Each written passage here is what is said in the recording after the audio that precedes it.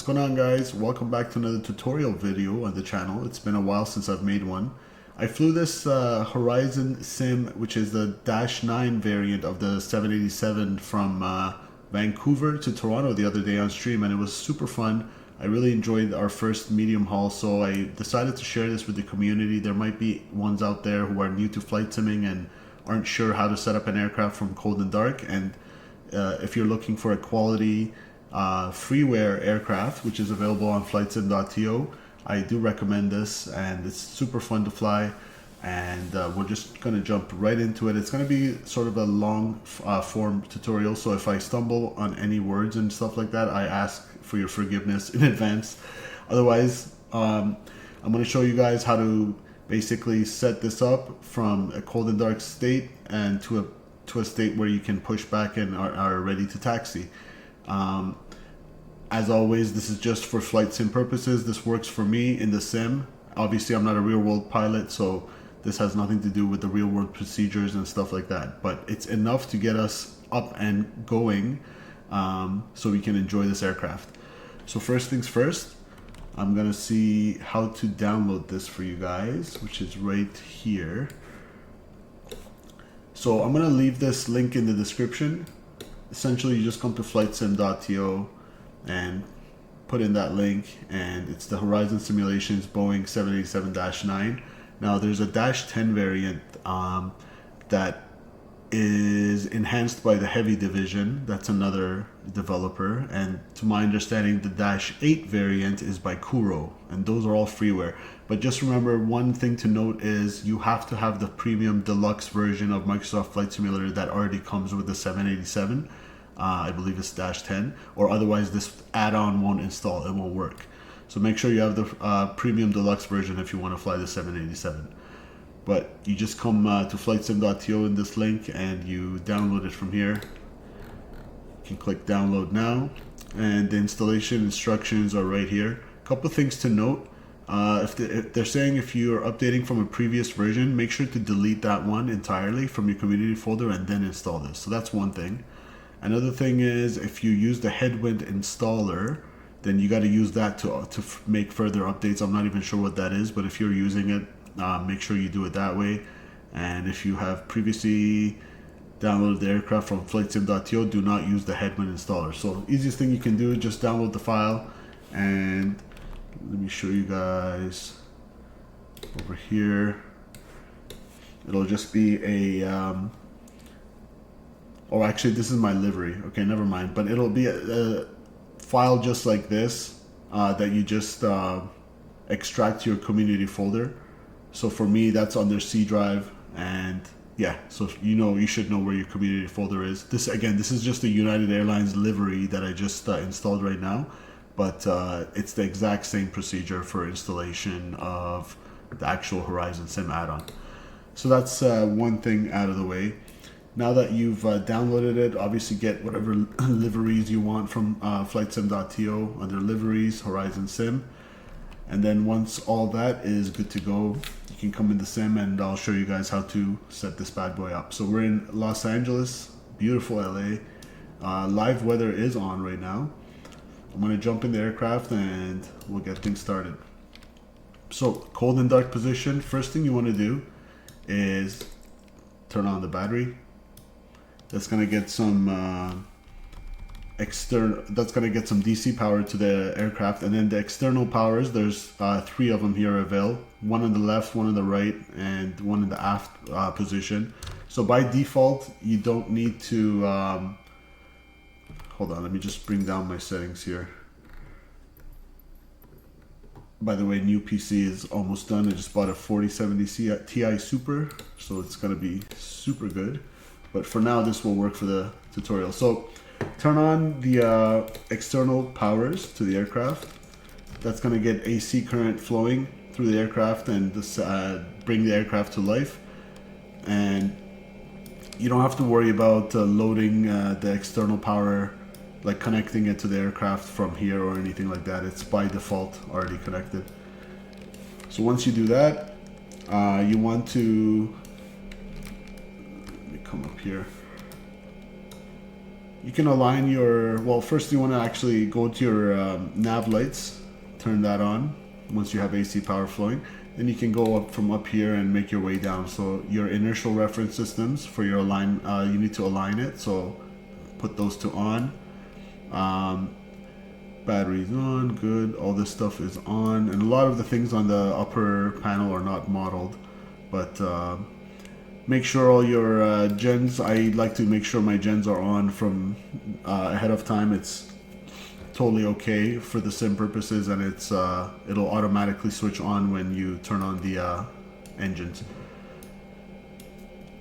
Over here, front door power, FD door power or something like that. I don't even know what that is, to be honest, but I turn it on and that's good to go. For the emergency exit lights, you can arm them. So put them in the middle position and switch the guarded cover to off. For your window heat, you can wait till engine start. Hydraulic pumps, left and right, go to auto, and same with the center. So these are your engine driven hydraulic pumps, and these are the electrical ones. And again, these switches are on by default, so leave them on. It's gonna say fault, that's normal until you start the engines. Passenger signs, we're not gonna worry about it now until after boarding. You can test out your cabin chime, super satisfying to press. So these are not modeled, everything's good, so you don't need to worry about any of this stuff here. Fuel tanks, we're gonna keep them off for now until after we put our fuel in, and our nav lights are already on. Good. Trim air fans and upper and lower recirc fans are on by default. We can leave the pneumatic air cycling kits, the packs, off until after engine start as well. Trim air is on, that's fine. So that's pretty much it. As soon as you turn on the external power and the battery, that's all you need to do with the upper head panel for now. Then you can come here, make sure your sim brief is connected. You go initialize flight there, and that should get it in the EFB here. You can even open some doors and use your GSX now to start your boarding if you want, or you can wait till after you've set everything up and have the APU firing and ready to go, so you have a proper conditioned cabin. Up to you. But so we're gonna come here to the FMC now, and I'm gonna try to go somewhat slow if possible. You want to start from the settings, and we've put our IRSs to real. But you guys can put it to instant, the align time. I like mine on real. And you have your nav display up mode. So when it's showing directly up, do you want that to show your heading or your track? So by default it's on track. I like to leave that there. SATCOM antenna on, whatever. And this is for your flight director. So if you want the flight directors that in magenta for Boeing, that are like a plus sign, which is what most people prefer, make sure to change that. Otherwise, by default, it's the V bar, which looks like that. So I like my crosshair, kind of, whatever you want to call it, that goes with the plus sign. So that's that. I call it a plus sign, but it's just your lateral and horizontal guidance for your flight directors. So if you want that, you leave it on XPTR. Otherwise, leave it on the V bar, whatever you prefer. Then your weight and balance, this is where you enter your passenger count and your cargo and your fuel. But we're gonna do some things before we actually get to that. So I just want to go through the settings first real quick before we do anything. So now that you've set your settings to whatever you want, I'm gonna come here, ident. So make sure if you have Navigraph, you make sure your nav database is up to date. But if you don't, that's also fine. But I always like to go by the latest nav database, the AIRAC cycle. So we're good till January 24th. Ironically, it's 25th of January, so I actually need to update mine. But generally this should be, the active period should be past the time you're in now, obviously. But that's for the ident page. Then you just kind of keep following these scroll keys. So pause init. We're gonna put Los Angeles, which is Kilo Lima Alpha X-ray here, reference airport. You can do a quick check against to make sure like the coordinates that are stored in the nav database more or less match your GPS position.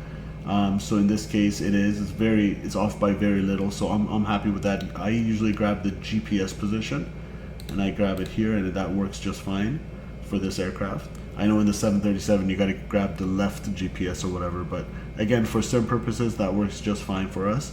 We're gonna go to route, and so make sure you have your SimBrief profile connected, which I'm actually thinking, where did I do that from? Hold on. There was a way for us to set our SimBrief. Maybe I'll leave that in the comments after. Oh no, it's right here. Okay. So you go where I said you do all of these settings, you just click next page. There you go. So simple takeoffs, that's my username and it's active. So make sure it picks yours up once you enter it and it says active. So that's how you get your SimBrief integration to work. Perfect. So back to pausing it. So we entered our airport and we set our inertial position. Now we're gonna go to route. We're gonna say request from SimBrief. It's gonna fetch it. It's gonna take a second here. There we go, and click load. So there you go, that's your trip from KLAX to JFK, New York, United Airlines 240. Now in terms of what runway, which is what you want to enter as well, from my SimBrief flight plan, I already see 24 left. It wants me off 24 left via the Orca 5 departure and Lendy 8 to 22 left in JFK. So I'm going to enter that. Runway 24 left is what we're departing from in Los Angeles. Good. And obviously you can go to next page to make sure all your route is entered correctly.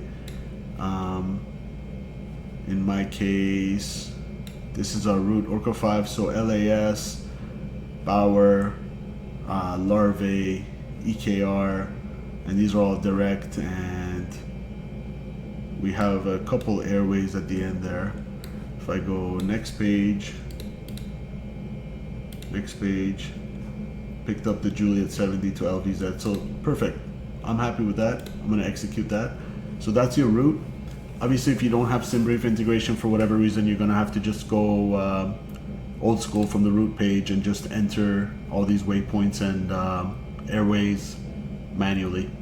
If you don't have an airway, you just enter the next waypoint, and it'll automatically pick up direct here. You don't need to press anything. But if you do have an airway, enter it here, and where you exit the airway will be there, so on and so forth. And again, if you have any questions, leave it in the comments. Okay, so whenever you're lost, if you click init ref and go to index, it'll kind of bring you back to your position where you were, so you can select and keep going right. That's how it works. That's how it flows in the Boeing. So in this case, I have my route. Next thing, I want to go to departure arrival. So I want to get out of here on the Orca 5 SID. I'm going to select that. And let's see our transition, Orca 5 to LAS. So that's my transition of 24 left. Execute that. Click departure arrival again. Now you want to enter your arrival, which is the Lendy 8 standard terminal arrival route.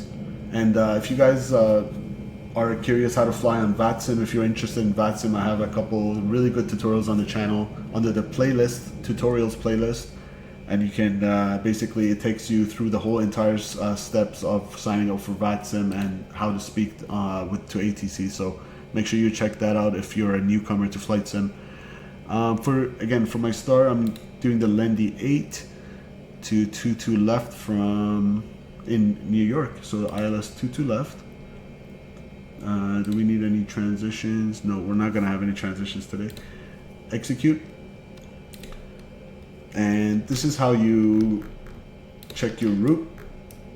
You can come over here, and if you want to get this engine stuff out of the way, just click ICAS, and that goes away. Click plan, and that shows us in LA, and we can double check our route. So the Orca 5 has us off 24 left, climb heading 251 to 640 feet, then climb direct to cross Delray at or below 3000, which is there. 3000B means at or below 3000 on Delray, so that's good. Then on heading 251, or as assigned by ATC, expect left turn. So you're going to be on a vector and left turn to cross Clipper at or above 1010,000, which is here, Clipper 1010,000. Then on track 044 to cross Kegs, etc, etc, etc. So this is the route, Kegs, COP, etc. And we are in the LAS Las Vegas transition. So we're going to go from Orca to Navy, Blazin, and Las Vegas. So I'm not going to go through the entire process of making sure all these correct speed and or altitude restrictions are in the box. You guys can do that. You guys should do that rather when you're doing your flight plan. Now, one thing I like to do here as well is I want to put go to menu here, and if you click data, that'll show you your altitude and speed restrictions, so you can quickly verify that. So once you're in plan mode, you can and you can set the range on the ND to whatever you like on the navigation display. Click step, and you can go through your route to make sure there's no discontinuities or anything weird. So I'll have a straight route out via the Orca 5, and long route. Perfect. So our arrival, let me just show you guys real quick, is the Lendy 8 arrival from Lima Victor Zulu, and it's going to bring us to Geno. And again, you guys can you should make sure that all the proper restrictions are in there in the box. If not, enter them manually, but they should be if you're on the latest nav database and if you use Navigraph. LGA LaGuardia VOR is where it's kind of ending up for when we're on the star on the Lendy 8 arrival, and from there we're going to expect radar vectors to final approach course. So in our case, we're doing 22 left, so we're going to basically be vectored by ATC to final from here, or we can vector ourselves. And if there's no VATSIM online, by the way, you can and you're feeling a little bit spicy, you can always connect this up from like an initial approach fix. So in this case, I can join the approach from here. So I would load it up via climb, but obviously you don't want to go like that. So you delete that waypoint and delete the discontinuity. So from LaGuardia, I can go like this and make one big left downwind for 22 left. But we're not going to do that. We're just going to pretend we're going to be vectored by ATC. So that's your route. Again, back to index. So to kind of bring you back to equilibrium, if you will. Let me go back here to map mode, good. And irises are aligned, good. From there, we're gonna do our perf. So now obviously before you do your perf, this is when you do your whole GSX boarding and everything if you want. Otherwise, if you just wanna go directly to this menu and you don't have any animations, you don't care for animations and stuff like that to see the passengers come in and all that good stuff, just come to index, settings. You want to go to your weight and balance. So according to your SimBrief profile, you can enter this stuff in. Zero fuel weight of 165.8 is what I'm expecting. 165.8. Good. And for my fuel, so this is where I'm getting this from the SimBrief flight plan, by the way. So estimated zero fuel weight 165.8. and that is in kilos. And for our fuel, we need 28.7.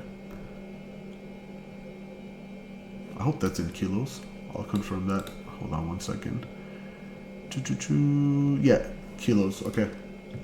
So fuel, I need 28,007, 28%. So I'm going to take a little bit more. So just call it 30 tons. So that'll set it here. That's your fuel quantity. You got 15 on each tank, on each side rather, so 30 tons. So once you're happy with your, and we have 169 passengers on board. So that's if you want to set it exactly as you wish, because you can change the fuel to however much. And in my case, for example, I took a little bit more than 1.3 tons more than SimBrief gave me. Another thing you can do is obviously go here, which is what most of you will do. So I just wanted to explain my way first, and then I can... There we go. That way, you don't even have to worry about it doing it manually, but just remember, if you want more fuel, enter it here. So maybe that's actually easier. Just load from your SimBrief if you have the SimBrief integration, and it'll put the correct passenger count and everything. I was wondering why I have such little passengers. And then you don't have to enter this manually, but just remember to adjust your fuel. Otherwise, you know how we had 15 on each, now it's 14.4, so I'm gonna have to go back. So there's two ways you can do it. Either enter that number for the zero fuel weight from your flight plan manually and the fuel you want, or set from OFP and then change the fuel you want to, if you want to take extra. Usually I do want to take a little bit extra. So that's my weight and balance. Once that is filled out, now you can go back here, index, go to perf. If you click this, it'll show up automatically your zero fuel weight. Cost index on today's flight is, ooh, we have a high one. United does not mess around. They want to get there quick. 130 for me. Cruising altitude is 390. That's already there correctly. For your reserves, you want to grab this line from your... So your reserves in the Boeing are going to be final reserves plus the fuel it takes to go to your alternate. So in this case, it's going to be 3.2 and 1.9, or 2 tons pretty much. So 5.2. That's the number you want to put. So I'm going to put 5.2 here. That's my reserves. Good. And this thing has a performance calculator. So if you go to performance, copy FMC data, it'll pick up the fact that you're in LAX, in my case, runway 24 left. And you can set these according to what you want. So in our case, the condition's dry. It's not raining out there or anything. The thrust rating. Now, I don't want to get too deep into this, but essentially, if you leave it optimum, it'll give you a derated thrust to save fuel, if possible, or you can force it to go by an option that you want. So if you want like full takeoff thrust, you go TO. If you want a derated, -10, derated, -20, 1,000 pounds of thrust, you select these. But I usually put it optimum and just see what it gives me, and I follow that. And there's a wind shear option, which is interesting. So maybe for wind shear on takeoff, if there's low level wind shear reported at the field, you can select that. But most people are going to just go to optimum, leave it there. That's fine. And then again, the gray ones are the ones you can operate. So flap config, again, optimum. You can go from, generally for takeoff, flaps 5. But you can go all the way to flaps 20, depending on how short your field is, etc., etc., all the different factors that affect what flap settings you want to use on takeoff. But the typical landing flap settings are 25 and 30. I landed flaps 30, flaps full basically. I'm not sure if it's like the 7.3 where flaps 30 is the default and flaps 40 is like for shorter runways, etc. Whereas in this one, like if flaps 25 would be the equivalent of flaps 30 in 7.3, and then 30 would be the 40 in 7.3, or do you just use 30 all the time? I'm not sure about that. I've used flaps 30 and my landing worked out just fine into Toronto from Vancouver. So just a quick note on the flaps. The altimeter. Now this would be a good time. Let me see what the weather is doing right now in LA. We are on live weather. So altimeter is 3016. You want to put, and you can type this in your keyboard. So click on there and put 3016, and obviously make sure you set your altimeter in the aircraft as well. That should be always part of your pre-flight. So 3016, I'm gonna try to enter that here.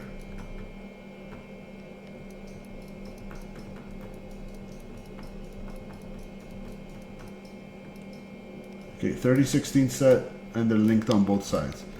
And don't forget your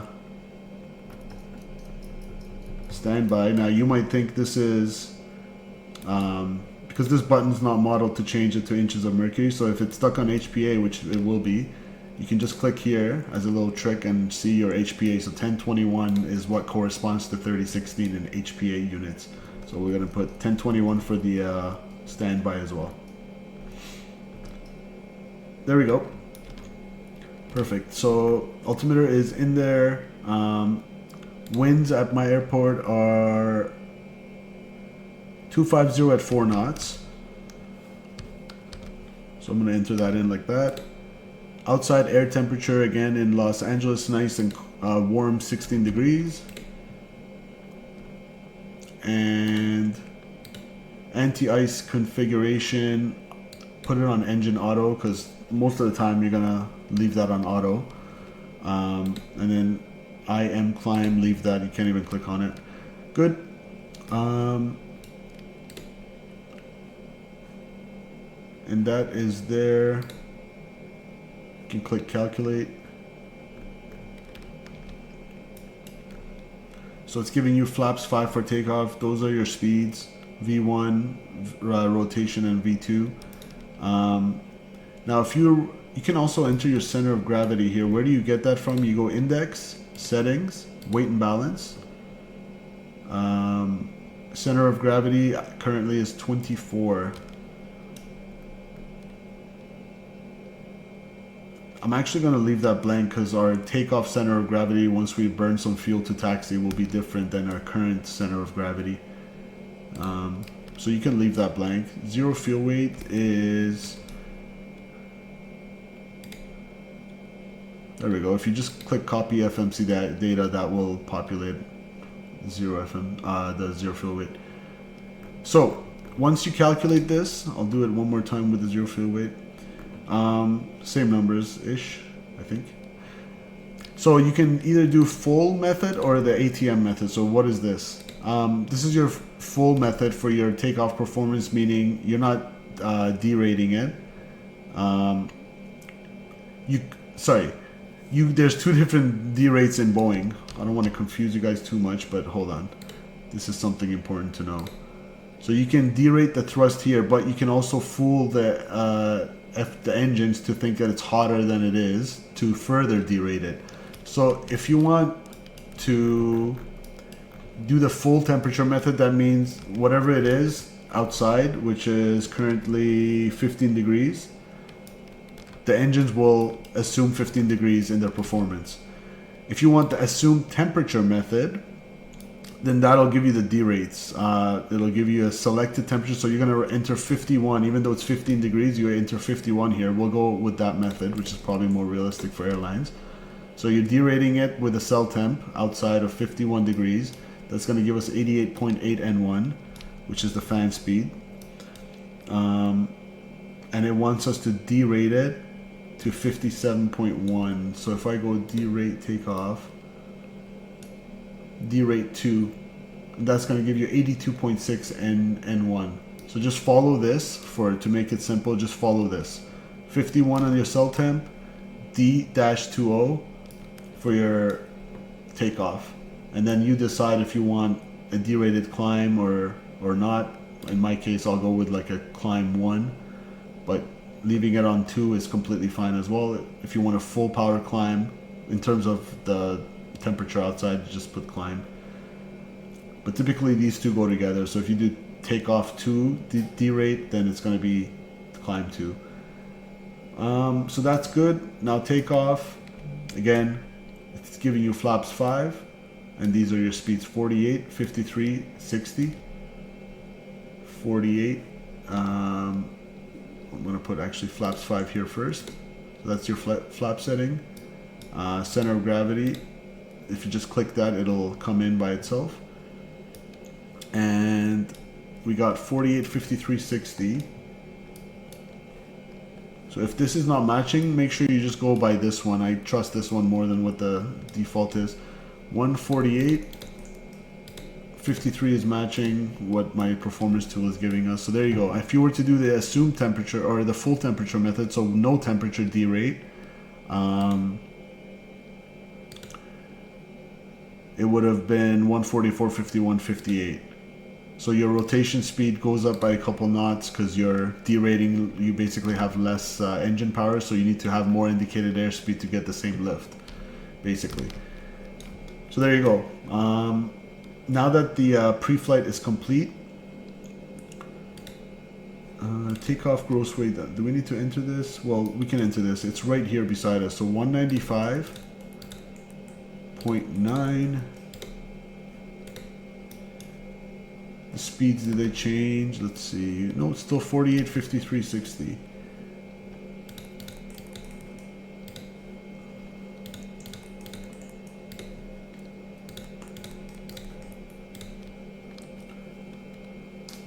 All right, and if you want to get super detailed with it, you can enter your winds, but it's going to delete my speeds. But just to show you guys, I'll do it. So winds were 250 at 4. You can do this first. So go, when you go to your takeoff page, go to page 2, enter this first, and then come back and do what I said before, so you don't lose this data. But because I forgot to do that, I'll show you guys right now. So 250 at 4 knots. There we go. So that'll show you your headwind and tailwind components. Reference outside temperature, it is static air temperature outside is 15 degrees, so 15. There we go. Thrust reduction acceleration, you can enter that as well. So 16, 13, that's when you want to accelerate.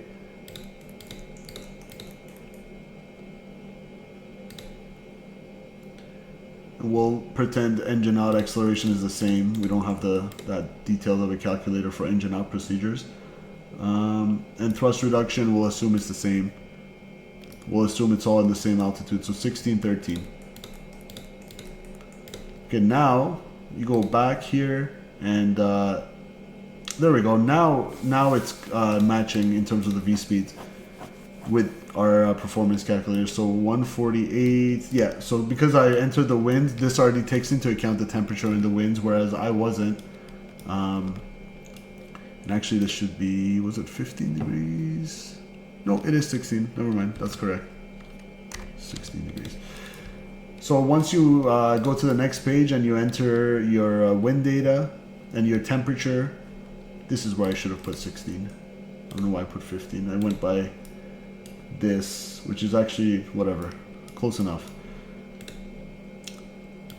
There we go. Now it should all match, and your FMC pre-flight is done. You can come up here now. So once you confirm the fuel you have on board is what you want, which is 15, I want at 30 tons. And then you can also go to system here if you want. And fuel, that's another way to confirm. So I have nothing in the center tank. So in this case, fueling is complete. I'm gonna come back up here and set up the overhead panel for departure. So fuel tanks go on, fuel pumps rather, and center pumps are off because we don't have anything in the center tank. At this point, I'm gonna go ahead and turn on my window heats as well. That's good up there. And passenger seat belts, if they're all boarded, passenger seat belts can go on. A little ding for the cabin, just for fun. At this point, I'm gonna go APU, so it's time to start our APU. And again, you can start the APU as soon as you put your fuel in and turn on your pumps. You can do that before you finish the FMC pre-flight if you want to get nice, good cabin air temperature for the passengers to make them comfortable. So APU is firing up.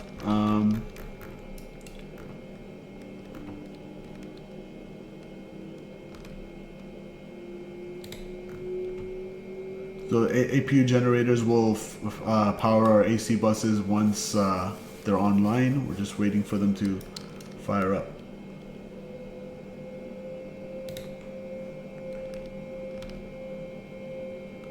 Let's get an outside view.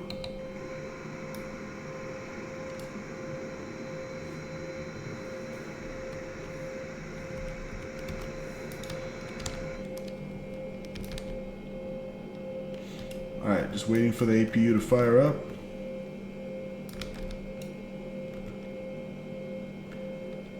APU running, good. Pretty much ready for engine start now. So what we can do is leave the packs off. They need to be off for engine start. You can go to beacon lights on to let the ground crew know you're about to start your engines. And that is pretty much it for now, guys. You can go make sure all your doors are closed, of course. And one more thing I forgot to show you is you want to enter your V2 in here. Now I don't know if the real procedure for the 7.8 is to put V2 plus like 15 knots or 10 knots or something like that. I'm just gonna go V2 for the purposes of this tutorial. And then initial climb altitude, all that good stuff you need to put from your charts for your departure. So my Navigraph charts, if I bring them over here, Orca 5 has an initial altitude of 230 and runway heading is 251. So I'm going to enter that.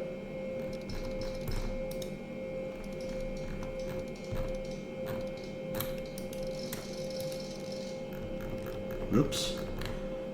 These scroll things are so annoying.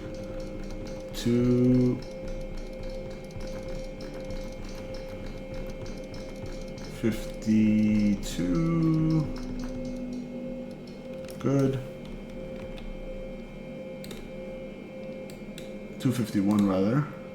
And then 230 is our initial altitude. So MCP is set. Flight directors go on, and I'm going to put ARM, LNAV, and VNAV for departure.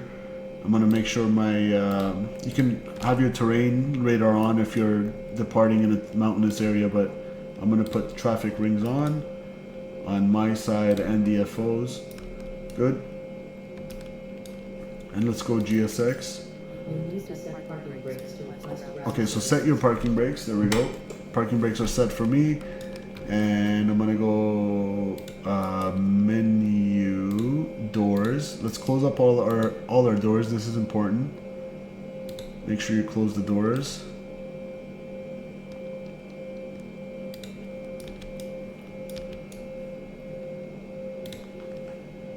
You can go to system doors. They look closed. And we can even cheat and look outside because we're in the sim. Look at that. The right door is not closed.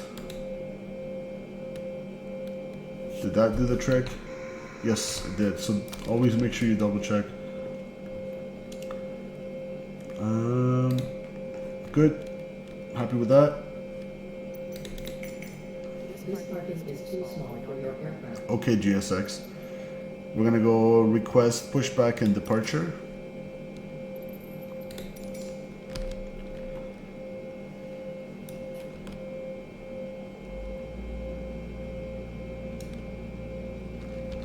And this is where you can put your transponder code, especially if you're on VATSIM, it's important. And you go, well, first we'll do the radio. So 122.8, I'll pretend Unicom's online. Obviously, I'm not on VATSIM for this tutorial, but 122.8, and make it active. So we're on 122.8 Unicom. And for a transponder, you go XPDR here, and you put your code. So if I want to go 2000, for example, for IFR, that's where you put your transponder code. Your TCAS, you can put it above, below, or just leave it on norm. It's actually not modeled, I think. So that's good, and you can set your transponder to altitude reporting off when you're about to push back. Departure check completed. Bypass pin inserted.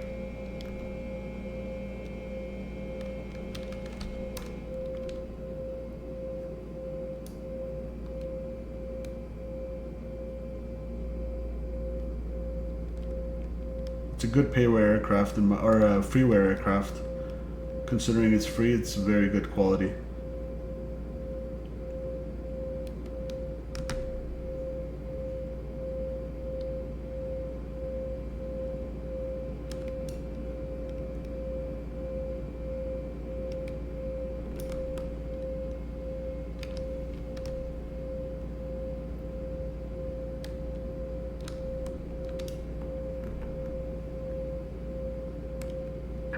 Locking gear.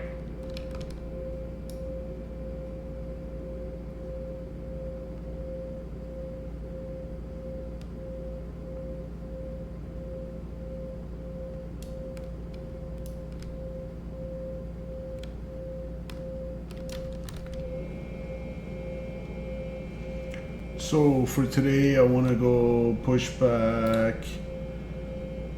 For 2-4 left, we'll go. I guess we'll go nose right and we'll swing it around. Parking brakes. Parking brakes released. And if you guys don't have GSX to do the push, I guess you can use Shift P or whatever default pushback there is with Microsoft Flight Simulator. That's actually a good question. Good, so now that we're ready for engine start, obviously your APU needs to be running, packs are off, the engine bleeds are automatic in this, so APU bleed will automatically feed the starter valve. So here we go. I'm gonna go start engine number 2 from here. Right engine, you put it to start. You see your N2 indication. Around 20, you want to give it fuel.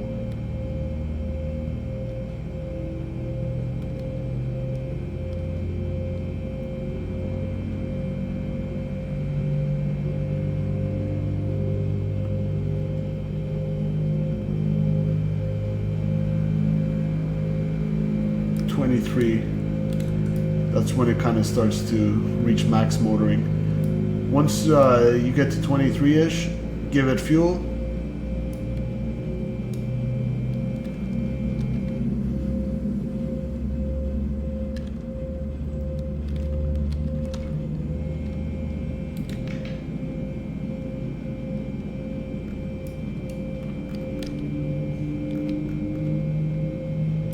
And by the way, there's a checklist where you can remind yourselves of all these items. Pre-flight, you have your before start, passenger signs, MCP, takeoff speed, CDU.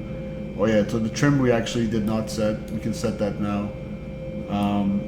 So if you go to the takeoff page, your trim was 6.25. Parking brake set. Confirmation for a good engine start.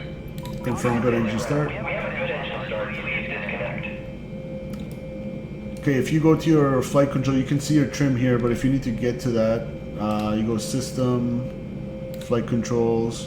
You can always see your trim here as well. I'm going to pull the checklist. So our trim should be 6.25. Once you automatically populate the center of gravity, the trim value will come here, and you basically use your trim map button to the nose trim to set it to 6.25. So you see how it's in magenta 6.25. That's what I'm aiming for. I'm gonna trim nose down.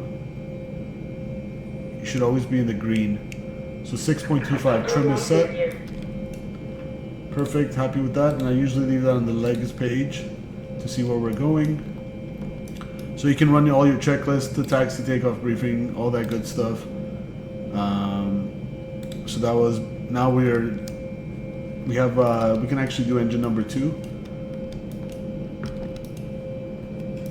Start engine number 1 rather, left engine. So same process, wait for around 23. Howto truck disconnected. Bypass pin removed.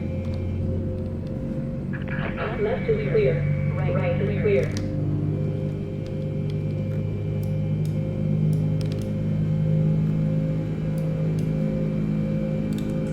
I love the sounds for this aircraft. Considering it's a freeware, I really like the way they modeled the sounds.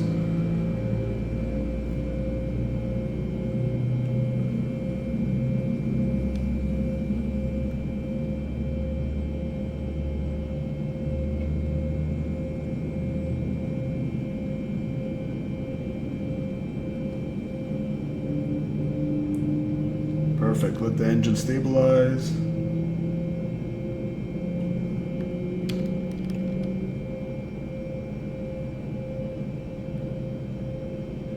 Alright, we got two good engines.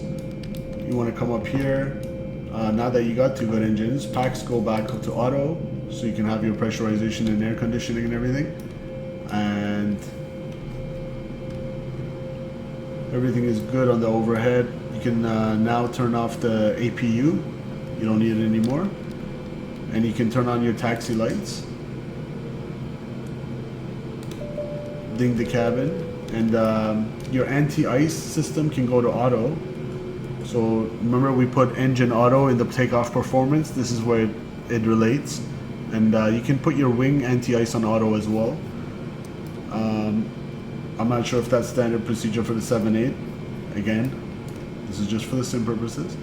So now that that's it, I can set my flaps for takeoff. So flaps were 5.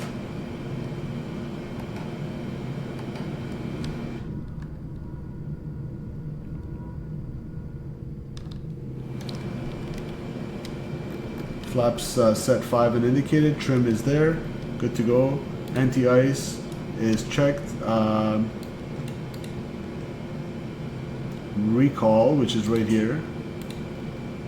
Cabin temperature and TCAS off, that's fine. Recall is checked. Auto brakes, we're going to put our auto brakes to rejected takeoff. And then flight control test, you can come here, flight controls. Full left, neutral, full right, neutral. Always make sure that not only this moves, but the indications go with it. I've had times with for example, the Flight Factor 757 where these were moving perfectly fine graphically, but we actually had no ailerons in that stream. So make sure you check the indication. So forward and back elevator is good. Left rudder, right rudder is good. Flight control test complete. So back to my checklist. Ground equipment, they are clear and out of here. And APU is off.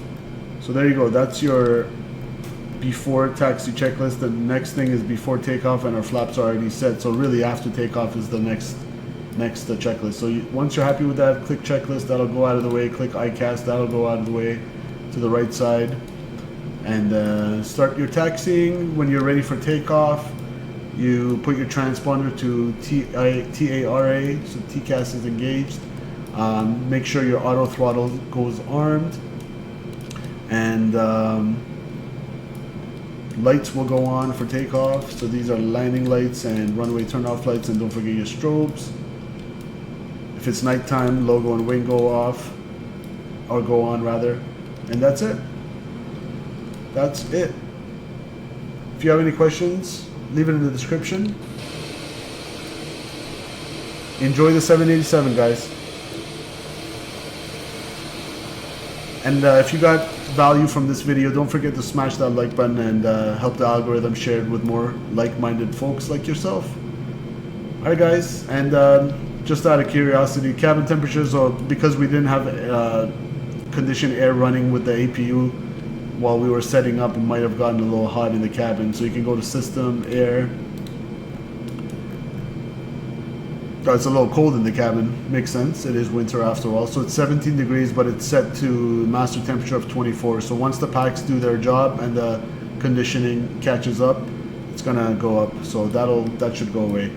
Alright guys, hope you enjoyed this tutorial. Don't forget to smash that like button and subscribe to the channel. And hopefully I'll see you guys on our next live stream in chat. See ya. I'm out.